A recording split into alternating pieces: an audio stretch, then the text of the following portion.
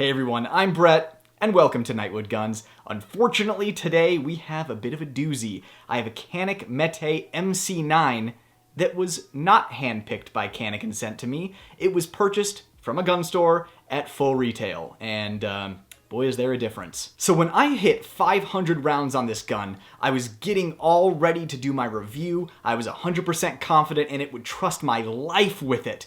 I was all in on the MC9. I had this joke for the beginning of the review that was the American pronunciation is Canik and the Turkish pronunciation is Canik, but the American pronunciation of Mete is actually meat. So if you want to be consistent, you have to either call it the Canik Meat or the Canik Mete. And then I was going to make a joke about, well, you could just say it however Colion Noir says it. This is the Canik Mete MC9. And then the Canik just had to go and poop the bed and ruin the whole review. Now this is still going to be a full review of the Canik MC9. I do want to be completely fair to the gun, point out the pros and the cons, but I know you all are going to have ants in your pants to hear the negatives, and I usually have to use the negatives on a gun to keep you guys engaged for the end of the video because audience retention is critical to the survival of a YouTube channel. I hate having to do it. I hate having to come up with a hook to keep you guys watching the video for longer, but it's just how you play the game on YouTube. So I'm just going to ask one thing of you guys for this video. I'm going to get right to the problems and the negatives, then I'll put a chapter marker with the positives. All I ask is that when you've hit a point where you're kind of done watching the video, you've heard all you wanted to hear, you heard the problems, and you're like, well, that gun sucks, I'm out of here. Just hit that mute button and let the video continue to play. Open up your next video in another tab. I figure I'll just try asking you guys this one time, and if you do it, great. I can do it again in the future and get right to the good stuff at the beginning, but if not, I just have to keep with the usual format. So let the video play, and I'll also skip promoting myself. Just check the links in the description below to support the channel, because I bought this at full retail. Ouchtown, population me. So hopping right into the problem. I had out of battery problems with this gun. Now, when these issues first started popping up on the internet, it looked like it was just basement dwelling slide riders inducing an out of battery thing, so people kind of just brushed it off as nothing. Well, this gun ran flawlessly for me for about 700 rounds, and then it started having these problems. And this is the point where I ask, let me know in the comments down below, how many rounds do you run through your carry gun before you consider it vetted for reliability? Because at 500 rounds, I was ready to trust my life with this gun. My wife was ready to replace her P365 with this gun.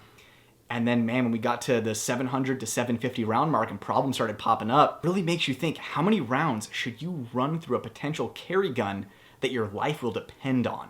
Let me know down below how many rounds you typically run through it. So when I first got this gun, the recoil spring was incredibly stiff, and I did wait a few months to pick one of these guns up, hoping that they would sort out any problems. I heard that Canik was sending out new recoil springs or guide rods to help fix the problem, and with how incredibly stiff this recoil spring was, the guide rod was, I'm assuming that this probably already had that fixed, because those Caniks that the other people had, they were happening right out of the box. This took like 700 rounds to start inducing problems, so I'm wondering if the spring lightened up after all of that use, and that's when problems started to arise. I'm thinking that the recoil spring and the guide rod is just a band-aid. Now, I don't have any evidence that this had the replacement recoil spring or guide rod in it from the factory. It's just a working theory, because I cannot get any useful information out of any real human person over at Century Arms. I have to communicate via email, and it's taking them forever to get back to me, because I'm not preferred YouTuber status, I guess. Now, I know it's gonna come up in the comments. You were shooting 115 grain ammo through this. Nope, I was shooting 124 grain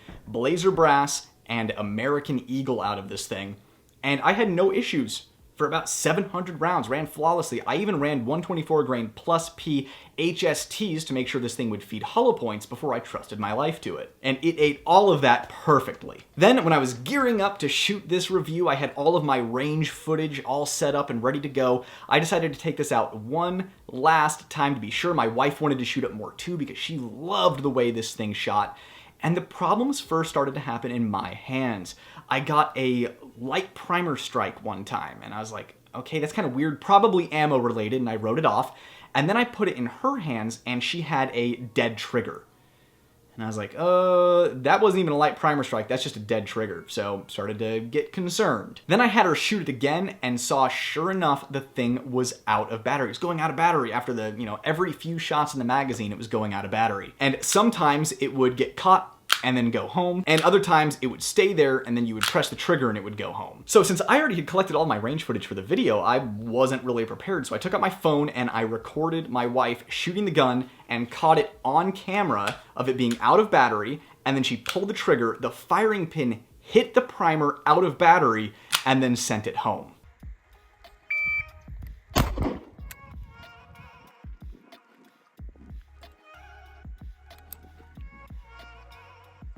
Go ahead and rack it out onto the ground.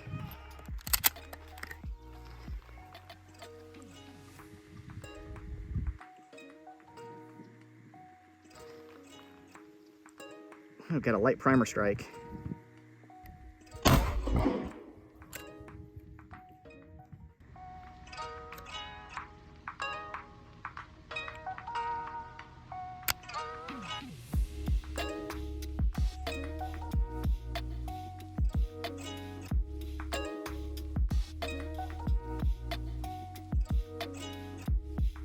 Now, this is where I start to get less forgiving of problems showing up in a gun. One, the thing is a ticking time bomb because at 700 rounds it started failing on me. And I know there are so many people out there that are gonna run a couple of boxes through this, or like me that ran 500 rounds through it and were like, boom, I'm ready to trust my life with this, let's go. This could happen at 700 rounds, it could happen at 1100 rounds, 2000 rounds. When is this thing gonna start popping up with problems on you? And with it being out of battery and the firing pin hitting the primer and leaving a light primer strike on it, if I would have been shooting ammo with softer primers, or if the issue got worse, it could have led to an out of battery discharge, out of battery detonation. And to me, that is a scary place to be. Now, would that have happened for sure? I don't know, but I would prefer if it wasn't doing that because that's a hell of a lot closer to an out of battery detonation than a gun that functions normally. Not to mention, half the time when it does go into battery, it fires. Half the time when it goes into battery, it gets a light primer strike or a dead trigger. And I am by no means a Canik hater. Up in one of the corners, you're gonna see a little thing pop up. It is an old Canik review that I did that nobody watched. It's hilarious to go back and watch my older videos. So you can check that video out to see that I actually really liked Caniks in the past. This one is the problem child. If you're gonna use a gun defensively, you need to know this thing is going to run. And if you're gonna use a gun recreationally, you need to know that the thing might not have an out of battery detonation at some point. And to anybody saying that, oh, you were limp wristing or anything like that, then why did we get about 700 rounds through the gun, both me and my wife, with no malfunctions? We changed nothing, consistent, same ammo the whole way through, same shooters, nothing changed. Now, this might be the point where someone jumps in, they're like, well, it's just your pistol, you got a lemon. Don't tell people to not buy this. I have 60,000 rounds through my MC9 and it's perfect. Or Honest Outlaw put 1,000 rounds through his and his was perfect.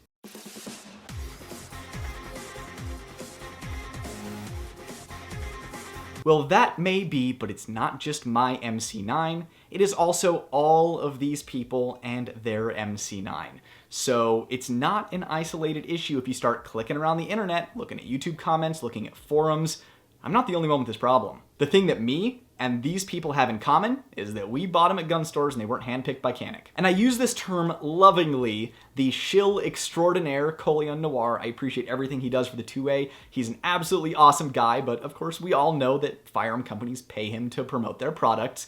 Even his editor missed an out-of-battery moment in his review of the Canik MC9. Here it is. That's the reset. Break, boom. That's the reset. Boom, break. Speaking of YouTubers, I just want to make you all aware that in this space, in this industry, it's not uncommon that if a manufacturer sends a firearm to someone for free, it's not uncommon for it to come along with a contract, typically an NDA, and even, yes, a non-disparage agreement. It's not uncommon. And if you have an honest YouTuber that refuses to sign that stuff, keep in mind that if a manufacturer sends them a gun for free, especially around the launch of the firearm, they are sending it to them to promote it. They know that they're going to be making a video. They are not a tester. They're not testing the firearm. They are there to promote the firearm. And because of that, they're typically getting a firearm that was cherry-picked, test fired thoroughly, checked to make sure everything was in spec because they don't want to be embarrassed with their gun malfunctioning on camera. That's why all of Honest Outlaw's reviews where he used Patreon money to buy the gun on Gunbroker, you know that those are 100% good to go. There's no strings attached. But when you are sent a gun by a manufacturer, all viewers have to take that review with a grain of salt, one way or the other, because you either had to sign a contract to accept it, or there is the unspoken thing of, I want the next new hotness from this company, and I need to maintain a good relationship, so I want to make sure they look good on camera so I can get the next big release right when it comes out, so I can drop my video. The algorithm will pick it up with everybody else's that all drop on the same exact day. If they look good, the manufacturer is going to post it on their Instagram to their hundreds of thousands of followers, or you're getting a hand-picked, cherry-picked gun. Now, another thing that I saw on the internet is a lot of people had problems with the magazine dropping free on theirs. Mine does not have that issue. So just a heads up, I think that they've probably corrected that. Either that or the way QC has it, mine's just good to go in that area. So that's the critical problem that I had with the gun. Again, still waiting to hear back from Canik via email. I'll post an update comment down below when I hear from them, so keep an eye down there. So since I just spent the whole time taking a big old steamy crap all over this gun, we might as well segue into the negatives of the gun, the things I don't like about it. These were my observations before I ever had problems with the gun. So first of all, the front sight is painted white, and it's kind of sloppily painted. It's one of those things where you're like, yeah, that dot's probably gonna fall out of there under recoil at some point. I'd much rather see a fiber optic on there, but at this price point, it's not the end of the world. The rear sight on this guy is really sharp. It's hooked and angled, which is a double-edged sword, no pun intended. It is great if you need to catch the gun on clothing or your belt in order to rack the gun when you have an out-of-battery malfunction with it, but also just in administrative handling of the gun. It's really easy to slice off a piece of your skin with that rear sight. The finish on this gun is not great. I'm not gonna say it's like that X Macro that I reviewed that had a horrible finish. It's not that bad, but man, the finish wear is coming in pretty quick on this gun, quicker than I would like. But again, at this price point, I think it's forgivable. I do prefer that thicker finish that's on like the Elite model. That is awesome, really nice, feels premium. I wish this had it. Something else, it is a problem that 99% of polymer guns on the market have. The stippling does not go high enough up on the gun. There's a spot here where the drumstick of your hand, this big old meaty guy, rests on when you're shooting, and that's what you use to manage recoil. And when it's a little slippery goose there, it can get away in your hands, especially a smaller, snappier gun like this. I would love to see this grip texture go all the way up to the top, but for some reason, it's just tradition to leave that smooth there. I wish more manufacturers would be like SIG on the Spectre series, take it all the way up to the top. Shadow Systems is another one. They bring it all the way up to the top. I wish more manufacturers did that. The next potential issue, it didn't cause any problems, but it might be the cause of magazines not dropping free. The polymer walls on the magwell are super thin, and they just flex and bend in. It honestly feels like a toy. No bueno in my book, but again, they want to keep it as thin as possible. Didn't cause any problems, just one of those things where you squeeze that together and you're like, I feel like I could genuinely break this. And you know what, guys, now that I've squeezed it, uh-oh. So if your Canik MC9 is not dropping mags free, I don't know, wrap your magazine in masking tape and put it in there and stretch it out. Another observation I had is the slide is really hard to rack. This spring is really stiff, so if you're someone who struggles with hand strength issues, or you just don't have a lot of grip strength, I know that a lot of smaller statured people, some women, some elderly people can really struggle to rack these things because the spring is so stiff. So that's just something to be aware of. Doesn't bother me at all, but it's something to consider if you're considering buying this gun. Okay, now the next two issues are the biggest issues that are not out of battery related. And number one is this gun beats the hell out of your hand.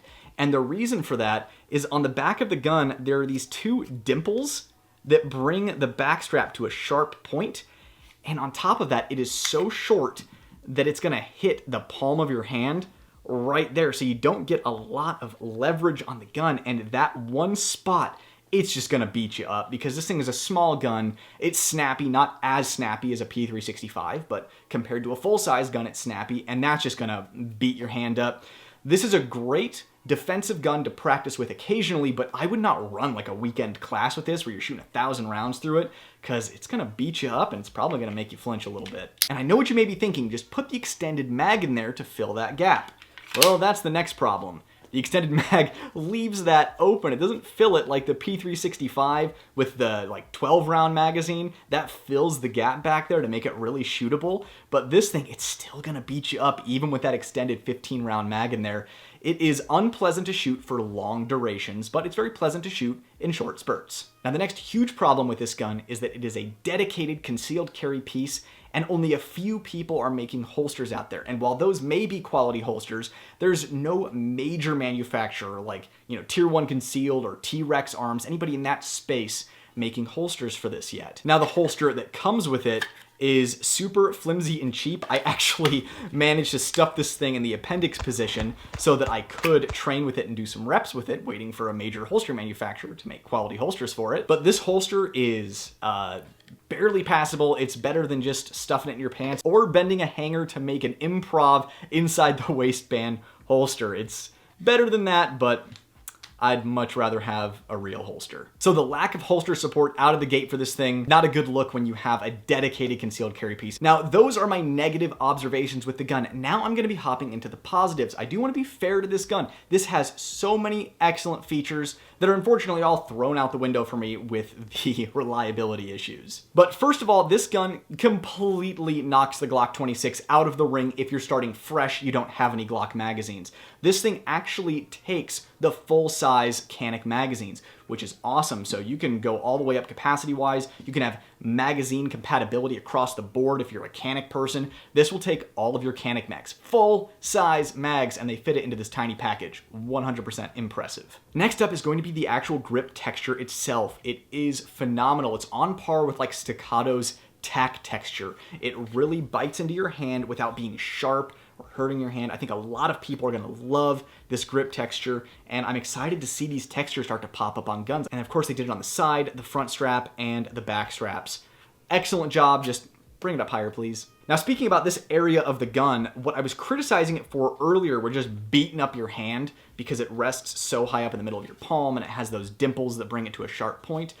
That's a trade-off because it's going to significantly increase concealability because the grip's not as long. Yeah, it sits in a really uncomfortable spot in your hand, but it maximizes concealability. This is a very concealable grip on this gun. Next up is shootability. I was not kidding when I said that my wife was ready to change out her P365 for this Canik MC9. This thing shoots so much better than a standard P365, which is smaller but comparable in size. While this gun is still snappy, like a small gun would be, it's not nearly as snappy as some of the other offerings on the market, like the P365, the Hellcat, everything in this size category. This is probably the most shootable out of all of them for a short barrel micro offering. Now, when I say this is a micro offering, just be aware, I think this is just out of pocket carry territory because you can kind of make a P365 work for pocket carry if you have bigger pockets. This one's just not gonna happen. The MC9 is a dedicated belt carry gun, and they did a great job balancing the size of the gun with the shootability of the gun. It really does perform so well. And part of the reason it performs so well is because with the back straps that they've added on here and with the size of the grip front to back, since it takes the full-size magazines, you can get more surface area on the side of your gun to get your support hand onto to manage that recoil than you can with a P365 where your hand just, envelops the entire thing. Now, granted, I wear a medium-sized glove, so those of you who wear like extra large gloves, this is still going to be a tiny, tiny gun for you. And of course, it's awesome that it comes with interchangeable back straps at this price point. Thumbs up. Just wish they weren't dimpled to a point. Next up is going to be the optic cut. Again, in this price point, this is incredible. And the optic cut is well done.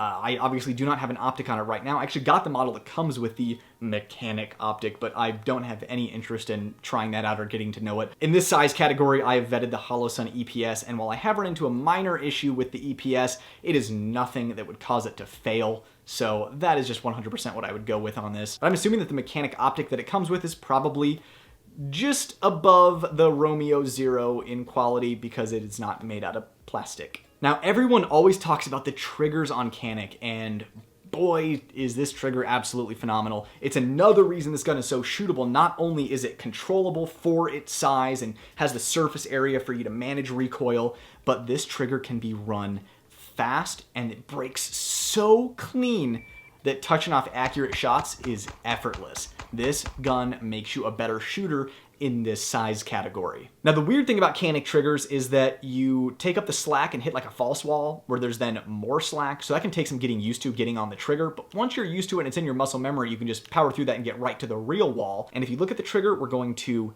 hit the wall, press through the wall, very short travel, crisp break. It's not super lightweight. It's not going to surprise you. It's an appropriate weight, but it's very short travel. And then, of course, the reset, which is very short. This trigger can be run fast as you can manage the recoil. Something else that I really like about this is the trigger safety. So on a lot of striker guns that have the trigger tabs for the safety, they stick out, they're uncomfortable, they might, rub your hand. I know Glock OEMs are very problematic for a lot of people with sensitive little thingies.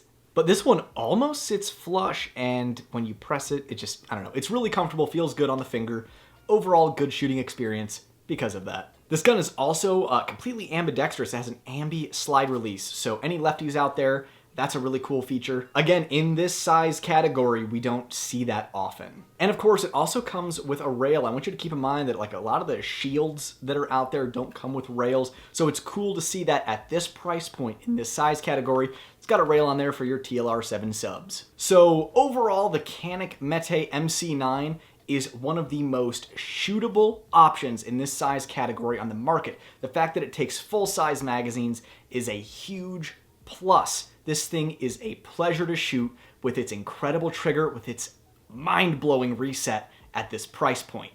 The optic cut really sends it home along with the rail for being just an all-around excellent modern option for concealed carry. However, I do not recommend this because of my experience with the out of battery stuff that popped up after what I thought was an appropriate round count to get an idea of how the gun performs. So this is going to be a big old red sloppy stamp of disapproval from Nightwood Guns.